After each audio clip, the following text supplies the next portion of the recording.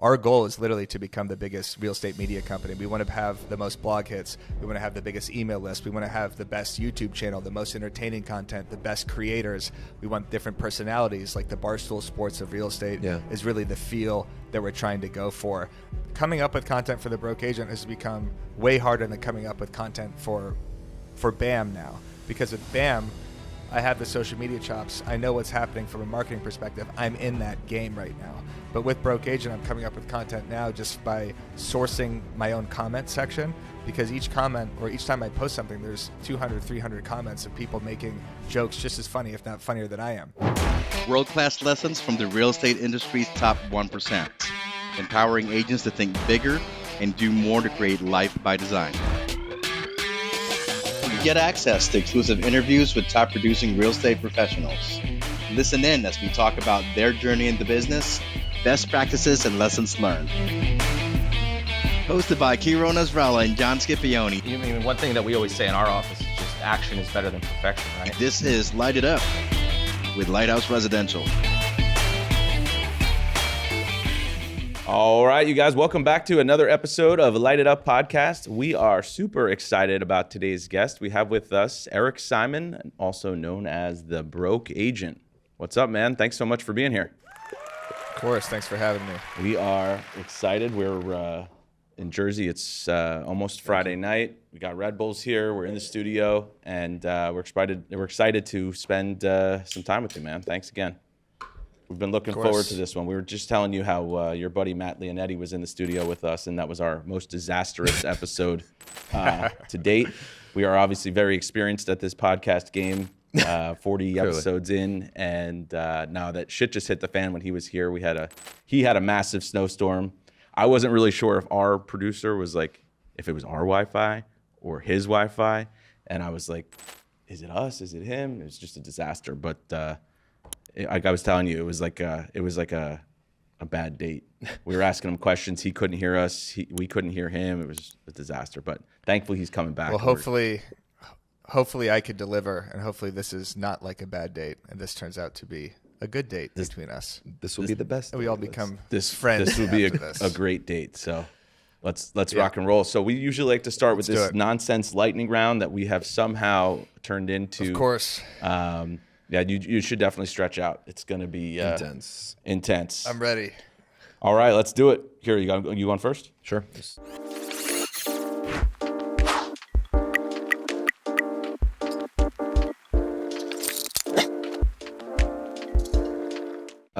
What's the worst first date experience you've ever had? Worst first date, Joaquin, no. Worst first date, I went to this place called Bodega Wine Bar in Santa Monica. This is also when I was frequenting the dating apps. And the girl, about 30 minutes in, we probably had 2 glasses of wine. She goes to the bathroom, comes back from the bathroom, and is completely blacked out, twisted, out of her mind, drunk. As if we had, we were having normal conversations. She was very lucid. And then within that 2.5-minute period, she came back. I don't know if she chugged a bottle of wine or a fifth of alcohol or took a Xanax or something, but she was completely done. And she couldn't talk. She was slurring her words. And I tried to ask her what her address was so I could take her home in an Uber. And she wouldn't come. She could not even articulate what to do. Wow. So I took her back to my place, and I slept on the couch, of course. And then she woke up. Like a gentleman. And she had no idea what happened. And she didn't apologize. She didn't care. This was clearly just a common occurrence for her. And that was a terrible date experience just because it was a blackout within 20 minutes since the date started. So that was not good. Oh, my God. Oh, my God. Yeah, I've had some experiences on there for sure. I was texting this girl for a long time on the app, and it was sort of strange. I could see in some of her pictures, it looked like she has like a house down at the Jersey Shore where I have a house. And like I'm on the lagoon, and it sort of looked like she was like actually in my neighborhood. So I thought it was sort of weird. I'm like, I think this girl lives near me. And super good looking. And then I had been texting her, and then finally one night on a Sunday, I remember I was literally in bed, like about to go to sleep, and she's like, "Hey, come meet me at this bar." I'm like, "Oh man," it always happens like when you're not ready. So what I do, obviously, like any guy would do, I get dressed and I go out and meet her. And I'm walking up to the bar, and there was a bar where you could see inside the bar before you get in, and I could see in the window, it was definitely not the girl that was in the pictures. And I get there, it was a much different version of her. Maybe she was using old pictures like a realtor.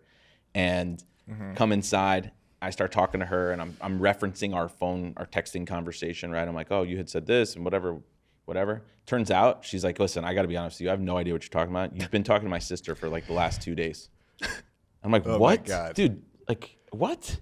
But here's the kicker. Her sister was smoking hot, and the sister was there with the boyfriend. So I was talking to the ugly younger sister.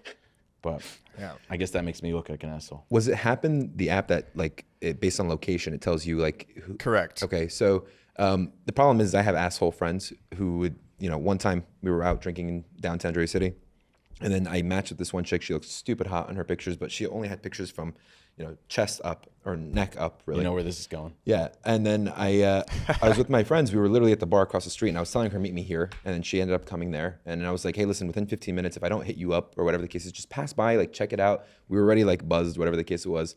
I meet up with the girl. I'm like, oh my God, she's hit. It's not working out. My friends, when they come by, they're like, bro, she's the hottest chick I've ever seen. You're just drunk. You're not seeing it. They pushed me onto the girl. When I woke up the next morning, I was just like, what the hell? It was the worst experience. Oh, it was disgusting. The worst experience in the world. Oh, But the problem is I woke up next to her. That was the problem. Everybody was in her living room with his whatever. All right. Now we have to delete that part. Yes. All right. Go ahead. Delete that as well? Okay. All right. This is going to be a long episode if we can't get through. Sorry. Go ahead. No, I think it's worth it.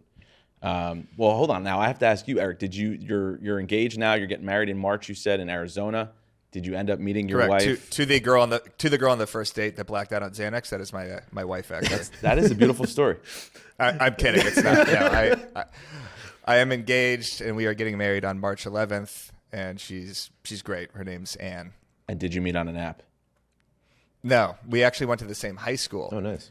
But she always had a boyfriend, a soft boyfriend, I might add. And Great use of soft. I like it. thank you. And then we rekindled old flames at a bar called The Bungalow about 7 years ago now.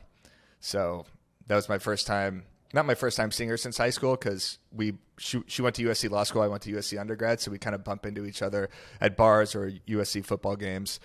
And then I saw her one random Sunday, asked her out, and now I'm getting married to her. Is she a realtor? No. Thank God. She's yeah. I would never marry another realtor. All right. Let's see. What's a skill you learned when you were young that you still use today? That's a good question. I saw a sports therapist for about 6 months, Dr. Shapiro, in high school because I was a golfer.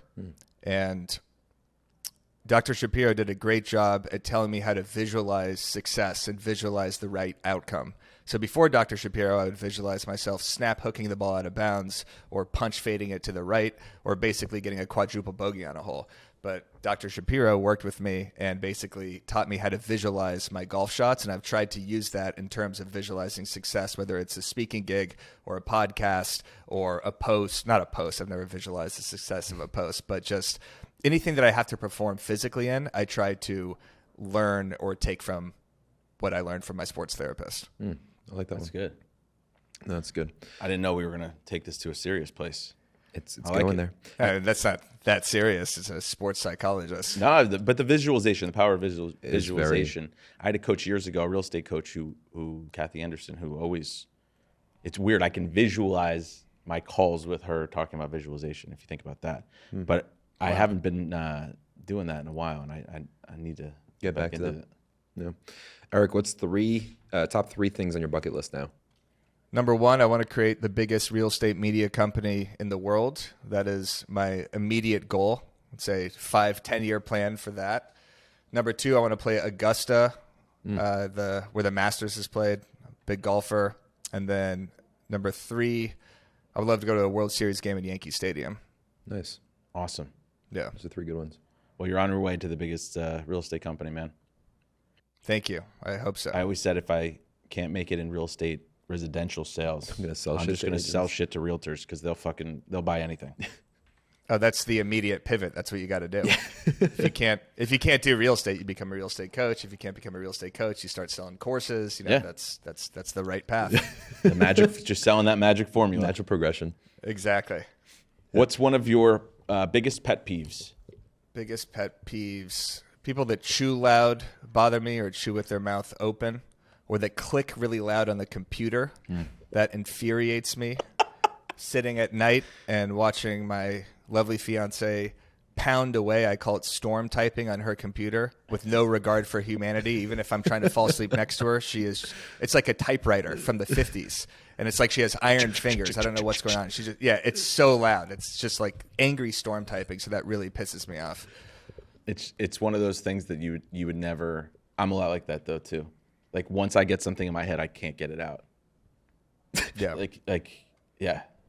It will drive me crazy. I'll be at a restaurant, like just trying to talk to the other person I'm with, and I'll start hearing somebody else, and I'm like, I got to change tables. So I imagine you're probably a fan of like Larry David, Curb, just by your delivery of that answer. I imagine.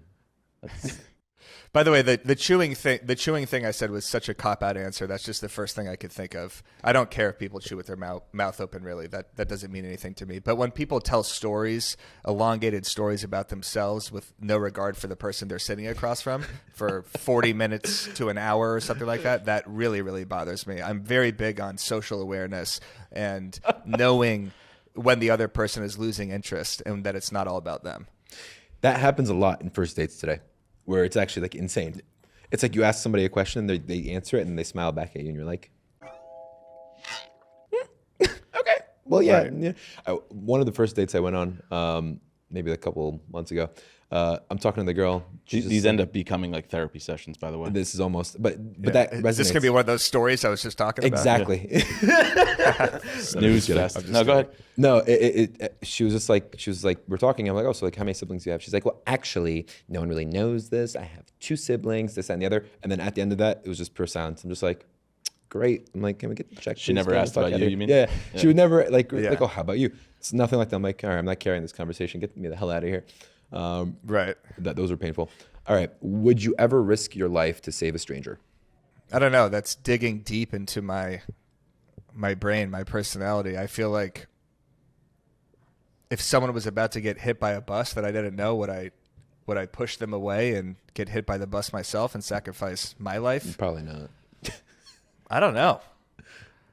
I haven't been in any of those situations. I haven't even been in a fight. So I don't really know myself to that deep level yet in terms of what I would do when something really becomes physical or extreme. I'd like to think that I would. I'd like to think that if someone, shot at someone that I knew or didn't know, that I would jump in front of it.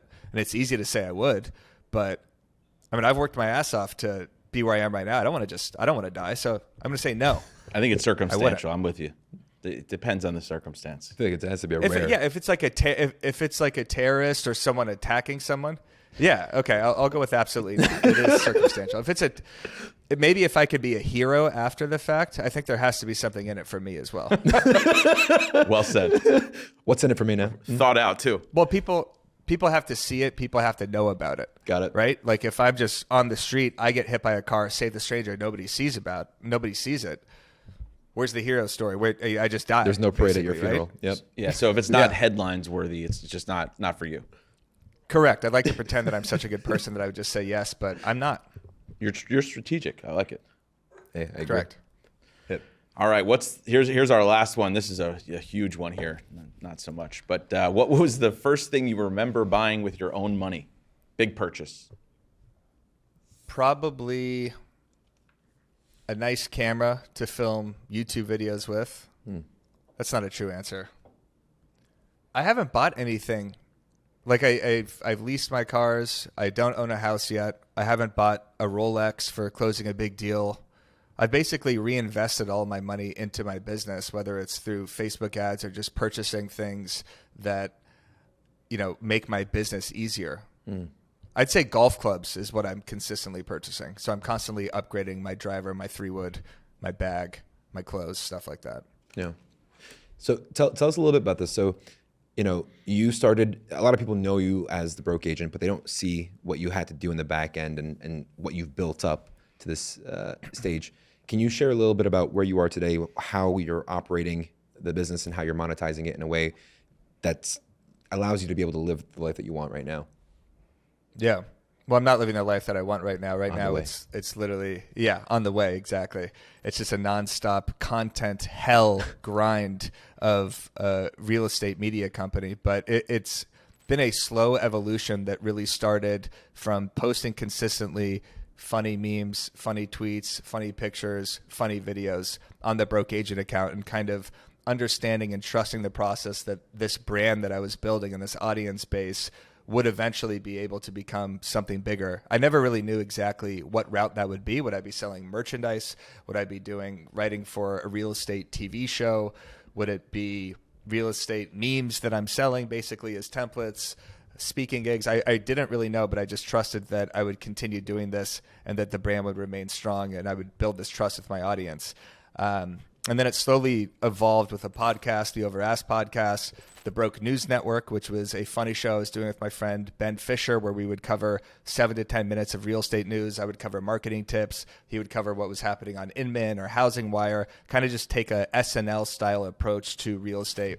And then with Byron Lazine, my partner in BAM, we wanted to do real estate education. How do we bring humor and combine humor with real estate education and create a media company that is more palatable for the masses as opposed to an Inman, which is more blog style and conferences. We're video first, we're social media first, and that's really how it's evolved naturally from what it was at the beginning. What was the question? Did I even answer the question? No, you did in a way. I just told the background story. Well, if you had to give like for instance, Brooks Landry, you guys had a post was with him yesterday, I think. He's created something where he almost has like a social media company in there.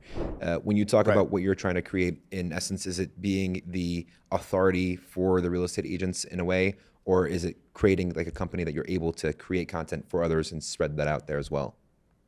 No, we don't want to create content forever. That could be a component of it eventually, whether it's consulting, script writing, or filming videos for agents. But dealing with agents is a hassle, as any agent knows, any marketing department knows. Anytime you're dealing with an agent, they're pissed off about their headshot. They're pissed off about the way they look, the way they sound. So there's so much grunt work that goes into that. Our goal is literally to become the biggest real estate media company. We want to have the most blog hits. We want to have the biggest email list. We want to have the best YouTube channel, the most entertaining content, the best creators. We want different personalities, like the Barstool Sports of real estate is really the feel that we're trying to go for. And with that comes advertisers, sponsorships, events. We want to be huge in the event space. Right now it's, dominated by Inman and the Tom Ferrys and the coaching world, but we think we could put a different twist on it. So our goal is to light up the industry, like this podcast, with actual fun, throw sick parties, educate agents, and literally make this space a better place for everybody that's involved. Yeah. Do you ever find that it's hard to become, like, you started as like the funny guy in the room, right? You're like the Stifler of like the American Pie. That those guys sometimes get typecasted, right? When they go to try to become a more serious actor, a lot of times people don't take them seriously. So how do you guys go from being sort of like that humorous company to taking it more of a serious direction? Yeah. I think the evolution, like I mentioned, was extremely natural. Like, the more I was posting memes and funny content, I did feel typecast in the sense, like, how do I evolve out of this? How do I wiggle my way out of just being the clown, basically, where I walk around real estate conferences with a Broke Agent shirt, get hammered with people, crack jokes, and then what? I go home? Yeah. No money. There's no money to be involved in that. I'm not going to be walking around doing like stand-up comedy at real estate conferences. That would be the most cringe-inducing thing known to mankind. So it did start with the podcast and ebooks, basically. I was always conscious of building an email list and building my audience across all platforms: Facebook, Instagram, Twitter, Snapchat at the time, YouTube. So I also knew that I had to own my audience and that I didn't own my audience on any of these platforms. So to grow an email list, I had to write ebooks. To write ebooks, I had to give people something that they actually wanted to know. And then I realized I know what the hell I'm doing when it comes to Instagram strategy. I'm really good at this. I've been evolving with the app. I know how the algorithm works. I know how to get more views. I know how to get more clicks. I know how to get more followers. So I'm going to do an ebook on gaining Instagram followers. And I think I wrote this in end of 2019. And I was always doing blog posts also. I wrote for The Close, which is a real estate website, just kind of about Instagram strategy or real estate marketing. And The Broke Agent actually started as a blog as well. So I always knew I wanted to evolve that muscle of writing funny content and, slightly educational social media content for agents. So with these ebooks, I realized that I was getting thousands of downloads and that this is the information people really want to know. 2019, 2020, 2021, even through 2022, it was the content golden era for real estate agents. Every real estate agent was begging to learn more about Instagram. They wanted to grow on TikTok, Instagram, and who is the authority speaking about this? There's a ton of people, but I'm actually doing it also, right? Like I am building this audience. I am seeing so much real estate agent content and knowing which content performs well that was the first real evolution of this is a little bit more serious. I could wrap education with humor. I could write these ebooks and these blog posts that showcase these agents and provide a strategy that isn't a boring, 5 ways to get more followers. I'm actually being sarcastic with my writing. So that was kind of the first step to wiggle my way out of the comedy. And then the Broke News Network, the Overask podcast was, how do we get a bunch of marketing experts in front of real estate agents? Is there a market for this? Can I actually talk on the mic? Do I sound like I know what I'm talking about? The answer was yes. It's done pretty well. We've had a bunch of good guests on. It's been great for the real estate community. And then the real legitimacy is when I partner with Byron. Byron is a real estate news education savant. He has a #1 team in Connecticut. He had a media company, has a media company where he runs with agents. And that was kind of the perfect partnership where it was humor and actually taking it seriously. Yeah, and I've been following what you guys have been doing with Byron. So that's BAM Media, right? Is that what it's called? Yeah, BAM. So it was Broke Agent Media, and we did that since April, and then we just switched the name permanently to BAM. So the Broke Agent exists under BAM, but we realized with Broke Agent Media, you're going to get less people to actually take you seriously or share the content or go green screen mode, because a lot of clients don't know what the Broke Agent is. Agents do. They recognize that brand. But if you're a client and your agent is sending you an article from Broke Agent Media, they're probably going to say, what the hell is this? True. Right. So what's the vision of it, changing in the next 3 to 5 years? What does it look like from there? The biggest, like I said, I want our YouTube channel to have hundreds of thousands of subscribers where you tune in every single day to daily live shows. Every creator, like a Matt Leonetti, a Dan O'Neill, or any of these, characters that are popping up in the real estate industry, I want them under the BAM brand. I want to throw the biggest events. I want the biggest digital events, and I want the largest education platform too for real estate agents. That's the goal. Got it. Do you see yourselves merging or joining into like a brokerage? So it's like almost like Real Broker, for example, is like associated with that. So it'd be a completely separate kind of situation. Hell no. No, yeah, we're broker agnostic. We'll never partner with another broker. We need to be, we're ourselves. Yeah. If it ever becomes a recruiting thing or a downline thing, that means we've given up on the actual content and we're just going through a money play. Got it. That's true. Got it. That makes sense. I like that focus. So how do you monetize this thing? Obviously it started, like from an outsider's perspective, right? And from people who are doing a podcast like ourselves, right? Like we started doing this just for fun as an accountability thing. Yep. We said, hey, wouldn't it be fun to interview some top producing agents, right? And then around episode 10, 15, we're like, oh, this is pretty good. Like, we're getting better about asking questions, digging deeper, actually building a network. Yep. Now that we're 40 something episodes in, and actually building some subscribers and stuff, you start saying, all right, well, we've always been the kind of people who are like, hey, if we're going to do this, let's do this at a high level. Yep. But how do you monetize something, as you're building it, and where do you go from here? Yeah. So early on, monetization was nearly impossible because no one really knew what to do with the brand. Advertisers knew they wanted to reach real estate agents, but they were going to more traditional routes like putting a banner ad on Inman News or sponsoring a podcast that was getting no listeners or buying a booth for $15,000 at a real estate conference so you could sit there and hand out cards and no one will pay attention to you. And I started negotiating brand deals back in 2018, 2019, just to see what I could get for an Instagram post. Never anything really in the feed, and it always had to be in my voice. It always had to be wrapped with humor. Like if you want the #1 CRM in the game, you're going to go to Boomtown, but here's a meme about lead generation. And I started getting a lot of clicks on these, especially when Instagram allowed you to do the swipe up feature and now the link click feature. That opened up a whole new world for me in terms of how can I monetize this audience. And the audience was also big on Facebook and Twitter, so I basically wrapped these advertiser sponsorship packages only for highly vetted advertisers that I knew would actually provide value for my audience. So that was initially what to do with the Broke Agent. And then now with BAM, we have a massive email list. We have 7 or 8 podcast shows under us right now. We're throwing events, we're throwing parties. So there's advertisers, sponsorship revenue, and then eventually possibly an education platform that might be coming down the road as well. That's sweet. And it'd be educating people to be more media focused and understanding how to brand themselves in social media and stuff like that across the board.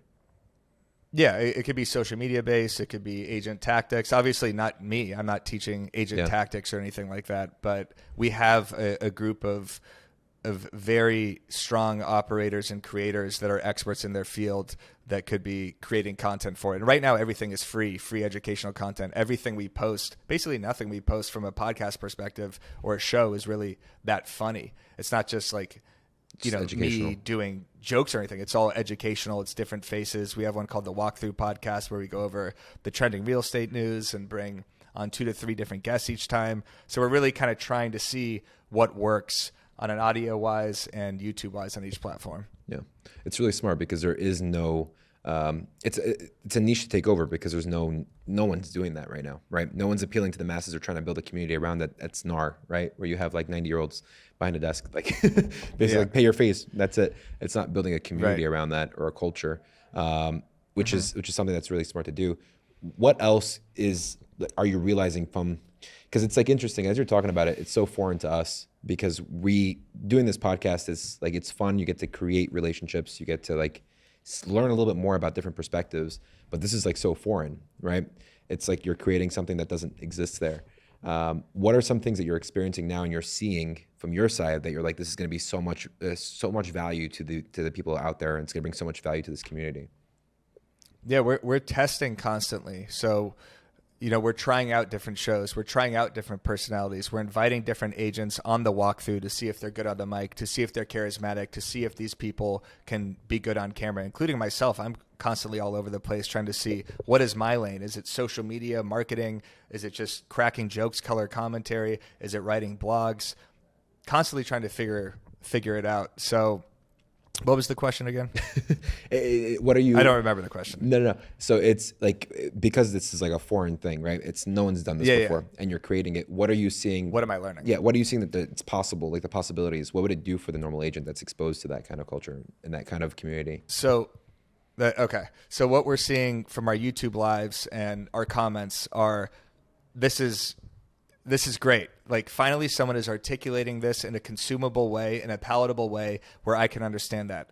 Agents, the average agent doesn't want to sit there and read a blog post. They want to get it fed to them on an Instagram feed, or they want to listen to it on a podcast, or they want to watch a YouTube video. Mm-hmm. And there wasn't really a media company. The Real Deal is doing a decent job at it. But in terms of Inman News or any of these other legacy media companies, they're not putting out content that is video first or audio first. It's all blog based, and it's real estate conferences. We know the way people consume content. We know the Barstool method, basically. I'm on my phone going through TikTok and Instagram and Twitter and Facebook and YouTube. That's how the news is coming to me. So we're trying to figure out, how do we position this? How do we deliver our hooks? How do we deliver an audio experience that makes sense? How do we stay entertaining? And is there an appetite for all of this, right? Because who likes to consume that much real estate news? I certainly don't, right? Mm-hmm. Like, I consume sports news and politics and like YouTube drama and that type of shit. So we're seeing, how often should we post on YouTube? How often should we be sending emails? How do we build our email list? We're always learning about that. And then I think the number one thing is the email list, and always has been the email list. And people forget about that because it's not a number that anyone sees outwardly, right? Like, when you post something to Instagram, you get to show people your engagement, you get to show people your YouTube views, your subscribers. Yeah. But your email list, you own, you harness that, and the conversions we see on that are explosive compared to the other platforms. Wow. In terms of getting, and by conversions, I just mean click-through rate to our blogs, to our advertisers, and to our YouTube shows. That's awesome. At what point did you realize, like, there had to be a point where you were building this, where I'm sure your parents, like my parents, were probably like, what are you doing? You went to a great undergrad. You went to, I got a master's in real estate finance. I used to work in private equity. And then all of a sudden I became a realtor. And they're like, really, that's what you're doing? I imagine at some point your parents were like, when are you going to stop fucking around on Instagram with those memes? Oh my God. Are you kidding me? Basically up until the last 6 months. My parents have always been supportive, but I was doing real estate while doing this. always focusing on this, but still doing real estate. I would do social media consulting. I did writing for cryptocurrency at one point. So I always had all these little odd jobs in between. But I did get a constant kind of pullback, a reminder, at least from my dad, just saying like, keep your real estate license, focus on your real estate business, because that's where the money was coming in. Right. And of course you're going to say that. This is something brand new in the real estate community. How are you going to monetize a real estate comedy account? Right? Like right. I was trying to figure out for years. I had no idea. And he was completely right about like, you have to keep building that.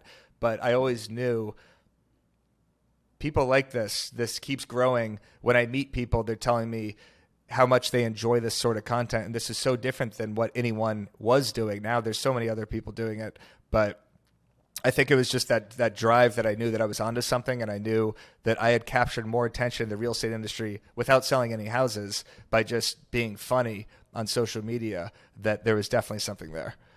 Yeah. It's such a serious industry across the board, and everybody's just like, it's a vain industry. So when you kind of humanize it and you make humor of the struggles out of it, there's a need for that genuine kind of. Well, there's just so many times a day where you can poke fun at any aspect of the business. And I think it's super relatable because unlike other sales businesses, right? Like we're not selling like pacemakers, right? Yeah. People can't relate to that because most people haven't bought a pacemaker. Most people have bought a home. Even if you're not in the real estate industry, you understand sort of like, hey, there's two agents, there's struggles, there's arguments, there's negotiations, there's ups and downs. Mm-hmm. I remember when I bought my house, there was all this emotion. So people can relate to it. So it's not necessarily just like, I have buddies who are not even in the real estate industry at all that will forward me, a broke agent post. And they're like, dude, like you must go through this shit every day. Yeah. Right. I was telling you on the way over here, that's awesome. I had an attorney email me this morning. I had asked him to write an addendum, which is his responsibility. And if I hadn't reminded him to do it, he probably wouldn't have done it. And he said, I'll take $100 out of your closing or your commission to pay my paralegal to write it. I'm like, you have to, there's so much tension and so much ups and downs and so much emotion in this business that I think what you're doing is definitely, giving people, it's breaking the tension a little bit. Yeah, it's an outlet. It's like laugh at my pain kind of vibes where you think about it. That's exactly. That's interesting. So in terms of monetizing it in different platforms, is there a way to monetize it only? So you're monetizing it through the email campaigns where you're able to offer services and products from there, right? Is there a way to? But what services and products are you offering? Well, we're offering sponsorships and affiliate deals with different organizations, whether it's Boomtown, Toma was one at one point, the Tom Ferry organization. I'm not going to go through the list of sponsors, but basically organizations that want to reach real estate agents on a massive scale that know that we could articulate it in a way that actually gets clicks. We never just promote something. We do it in the form of webinars, or while we're doing a YouTube live, or we're providing a trial for Keeping Current Matters, but we're wrapping that around something funny or entertaining. So there's that. And then also we have a template platform where I provide humorous content for real estate agents to brand and customize. So we're an affiliate with Coffee and Contracts that has about 3,000 plus agents doing that. We come up with Reels ideas, Facebook post ideas, Twitter ideas, email campaigns and stuff for agents, so they could actually use our content and use the ideas that we have to brand and customize. I have a business idea. So just to bring that full circle. So the way that you guys have been able to monetize this is through partnerships and sponsors and other affiliates, right, on that side. And the services and offerings that you're giving to agents are, like you said, the templates with Coffee and Contracts, and different social media templates that they can use. Right. Yeah. It's interesting because that is powerful coming, especially from your platform, because I think it was like a year ago, 2 years ago, when you had the Tom Ferry promo code for the event. We were big Mike Ferry, his dad coaching, and we always looked at everybody else from different coaching platforms like, oh, F those people. And then when you posted a promo code, John was like, yo, there's a promo code. You want to go? I'm like, well, let's look at the dates. It's like keep an open mind. But it works. So it's interesting because you're agnostic. You don't have a preference on which side it is. It's like almost like you're just like a voice to the industry. So it comes off more not in a biased way. So that's right. Absolutely. I can see how that works. And that's what led me to this idea, a dating platform for agents. Eric, you need to start that. I've been spitting this idea for years. I think don't this know. would be You genius. got this idea from me. No, I Yeah, promise you. 100% This of it. came out just right now. Yeah, the real estate Tinder for people at real estate conferences. Yes. And you could send C5. messages as if you're a real estate agent saying like, you want to open escrow later, or I'm closed right now. I'm active under contract, meaning you're dating someone, but you're kind of toying around at a complicated. conference. So you could exactly. It's a dating app, or it's a networking app that could be used for dating or for just networking in general. It's either used for referrals, dating, or networking. And then you could set your radius. Like if you're at the Tom Ferry conference, then you have that entire pool or chat. You could talk about which happy hours you're going to. I've thought about this nonstop. It would be great. And real estate agents at conferences are insane. They're whores. I mean, they're all yeah. crazy. Yeah. And by the way, that Tom Ferry promo code, we wrap that entire thing around a party. So the whole thing is we're throwing a BAM bash at this Tom Ferry event. So we're going to give out free tickets, but also if you sign up for this event, here's a promo code for this. So it was never just like, hey, come to this Tom Ferry event. Here's, $100 off your ticket. It's we're going to be there. Come party with us. Come learn with us, that type of thing. So we wrap it in a way that's really more relatable for the average person. Yeah. But it does have an impact, though, and that's where there's value in being able to be the voice almost in a way where it's non-biased. Right. There's no ego. So it's like I think there's a lot of value in being a non-egotistical voice, right? Especially on a platform like that. But the dating app, no, for real. This is a very good idea. I think it would work very well in different platforms. But, I'm in. I want 10%. Start higher. Hey, it was your idea. So I'll take 100%. No, it's okay. Especially with people that you meet today, and the problem is with our day and age, people are so scared to talk to other people and network with them, and that's the biggest thing. So kind of leveraging what you've built in a way where it can, bring it in a non so serious fashion. Like in our world of Mike Ferry, when we would go to events, it's like the first 4 or 5 years when you're in that platform, you do not talk to anybody and you get so scared to network with other people. After you break through a different threshold, you go in there and you want to socialize with everybody in the room. But then it takes a while for that agent to feel comfortable in their own skin or actually want to network with other people. So I think that would be a great platform to be in too, across the board. But that's, yeah. Let's talk about some of the challenges that you're having, like with creating content, and like what are some of the challenges you guys have in your daily business? Because we spend so much time talking to realtors, and it's like, how do I find more leads, and how do I follow up faster, and how do I do this? How do I build a team? What are some of the challenges you're having in your business? From a broke agent perspective, coming up with content has become extremely difficult. When I was an active agent, I could come up with 15 posts a day. I could have one phone call with one agent, and I could turn that into a tweet or a meme or a skit or a video or a funny graphic, just something like that, because the ideas were flowing. The more active I was, the more open houses I set, the more inspections I attended, the more calls I made, the more content I got. I haven't done real estate in 2 years. When you're in the mix, it's a lot easier. 100%. And this is probably for anybody that's trying to create content. If you're not an active real estate agent, you're not doing any activities, and you're sitting there and you try to pull up your phone, what the hell am I going to say? You have no idea. When you're actually out in the field, that's when the ideas are flowing. So coming up with content for the broke agent has become way harder than coming up with content for BAM now. Because with BAM, I have the social media chops. I know what's happening from a marketing perspective. I'm in that game right now. But with Broke Agent, I'm coming up with content now just by sourcing my own comment section, because each comment or each time I post something, there's 200, 300 comments of people making jokes just as funny, if not funnier than I am. Or it's a funny caption, or I'm looking at other meme pages and using a similar caption, or recycling old content, or navigating through Facebook groups and seeing what agents are saying. So coming up with content on a consistent basis is really difficult. And then operating all the BAM social media channels to make sure that they're running in sync with each other. When you have 5 blog posts a day, 2 shows a day, an email blast to send, you have different accounts for each podcast. You have the BAM Facebook, the Broke Agent Facebook, the BAM Twitter, the BAM TikTok. Getting these clips out perfectly with the right captions, the right editing, and never stopping is really the hardest thing. Is how do we take a day off? When you're a media company, you don't just not post, right? That's how we want to be different. We see these other media companies, they'll go 3 or 4 days without posting something, or they'll just toss up like a template feed post. We are coming up with 4 or 5 clips every single podcast we do. And then it's figuring out which clip is the best to post on Instagram. This clip should go on Twitter. This clip should go on TikTok. When it's on Instagram, it needs this ending. When it's on TikTok, you don't want an ending so that it loops a little bit more. And then it's dealing with the editors. Is there copyright for the YouTube description? Did we include the sponsor in the YouTube description? Are we linking to the right video to go next show or previous show? It's honestly hell. I don't know how else to describe it. It's like I'm in this. It's like I'm in the computer or in my phone constantly. Just how do I post a story every single time we have a blog post? How do I get more clicks to that story?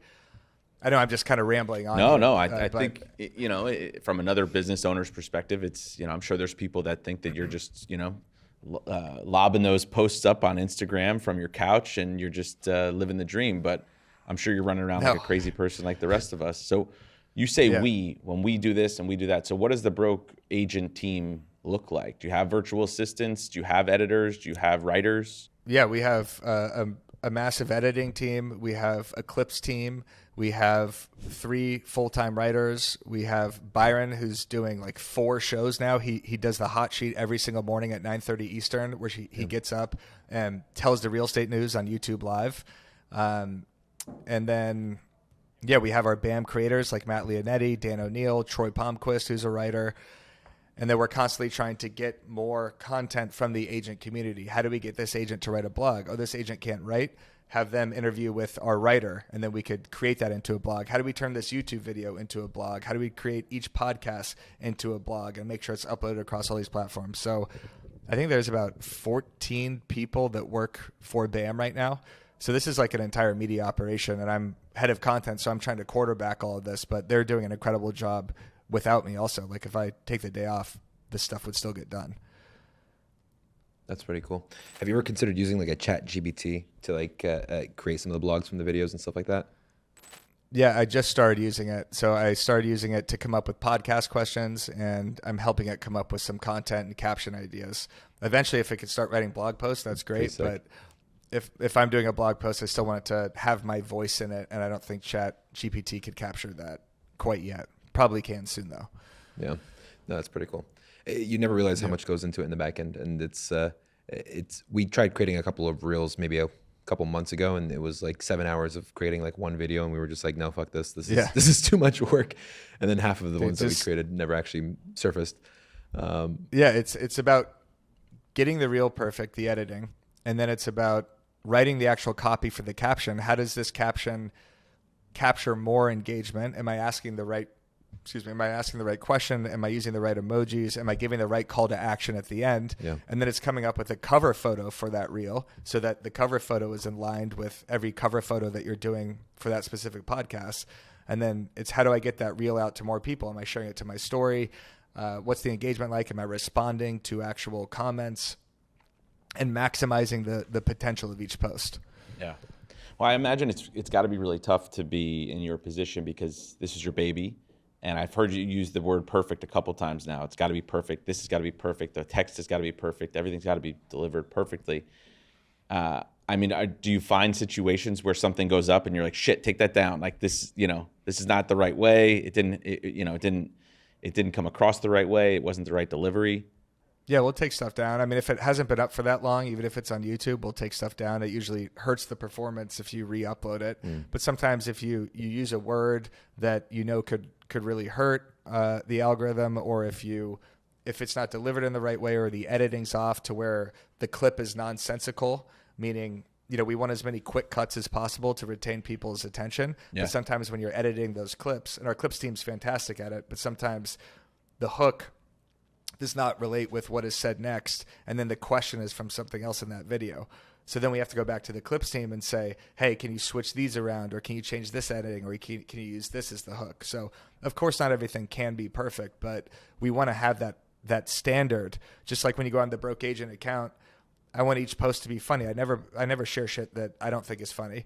Like there's so many agents that send me stuff that isn't funny that they want me to post that I'm not going to post. I don't mean that in a rude way. There's so many agents that send me incredible stuff to post, but if I start posting stuff that isn't funny, it's going to water down my content, and that brand starts to mean less. Yeah. So with the BAM brand, we want every single one of our posts to be well thought out.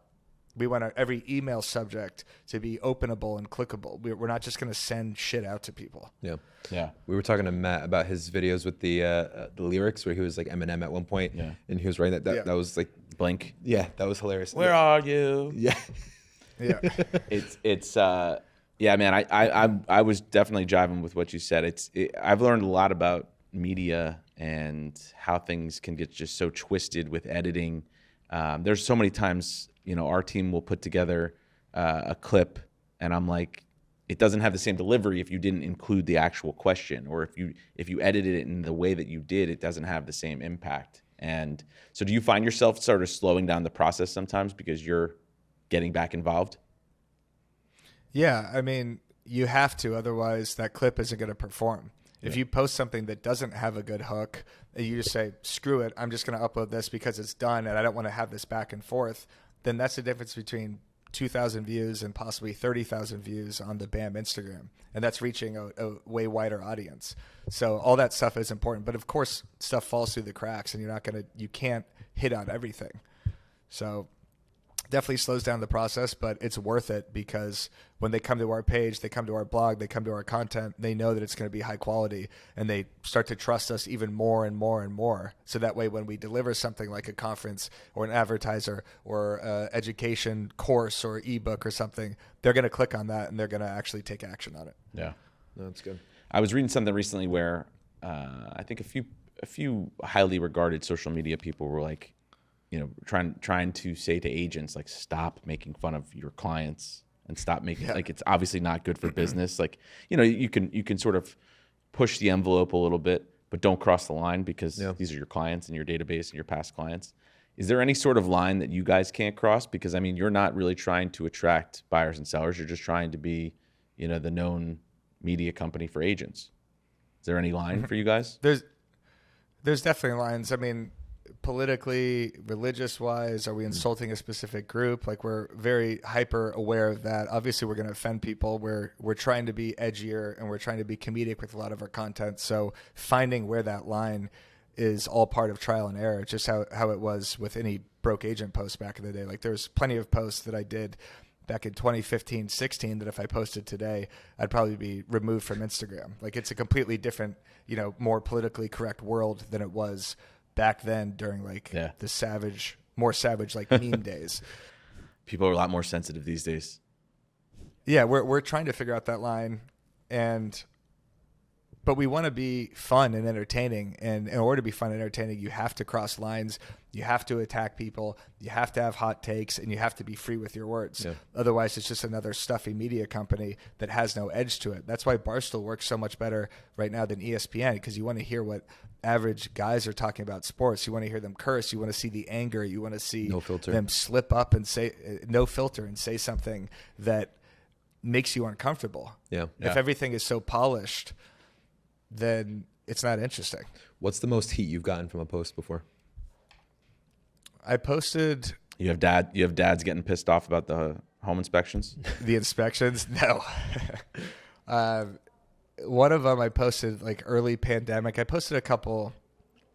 I said something about wearing booties at a, tear down is like wearing your mask in your car or something along those lines. And obviously that one got a lot of heat during COVID in 2020. But I posted a video of Elmo doing blow and killing himself, and it was like this real estate roller coaster basically. Yeah. And I got so much flack for that on Facebook. But back in 2015, 16, there's a couple I could mention that I won't mention on this podcast that are definitely more specifically targeted that would not be okay to even mention right now. Yeah. You've mentioned Barstool Sports a couple times now. And I think that's honestly a very, very great correlation. Have you connected with Portnoy at all, or been introduced? No. I don't think we're on his radar yet. But you could get there. I mean, what I appreciate most about him is his willingness to evolve and always say what's on his mind. They have done such a good job at start as a newspaper. Yeah. Became a blog, became podcast. Now they're huge on TikTok. They never stop going where the puck is going. These other real estate media companies that I've seen have kind of stopped evolving, probably until now. Now that we're making some noise, I see it happening with some other media companies. Yeah. But he's built such a great foundation and such a good example of how to keep staying relevant. Yeah. Right? Like that's the entire goal of social media. How do I stay relevant? How do I keep people laughing at Broke Agent posts? How do I keep people engaging with BAM posts? Yeah. Yeah, and I think all have the different avenues, whether it be, blogs, TikTok, you said, Instagram.